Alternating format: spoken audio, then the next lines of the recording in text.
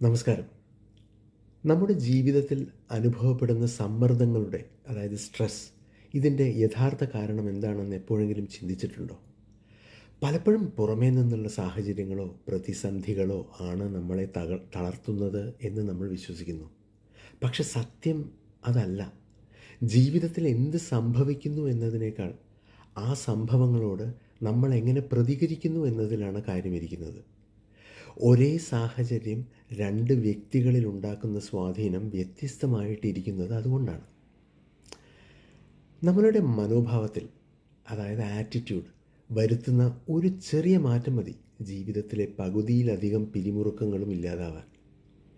സംഭവിക്കുന്ന കാര്യങ്ങളെ മാറ്റാൻ നമുക്ക് സാധിക്കില്ലായിരിക്കാം, പക്ഷേ അവയെ സ്വീകരിക്കുന്ന രീതി മാറ്റാൻ നമുക്ക് തീർച്ചയായിട്ടും സാധിക്കും. ഓരോ വെല്ലുവിളികളെയും തളർച്ചയായി കാണാതെ ഒരു പാഠമായി കാണാൻ ശ്രമിച്ചാൽ സമാധാനം താനെ തേടിയെത്തും. അനാവശ്യമായ ചിന്തകളും ആകുലതകളും മാറ്റിവെച്ച് പോസിറ്റീവായൊരു മനോഭാവം വളർത്തിയെടുക്കാം. ജീവിതം അതിൻ്റേതായ വഴിക്ക് ഒഴുകട്ടെ.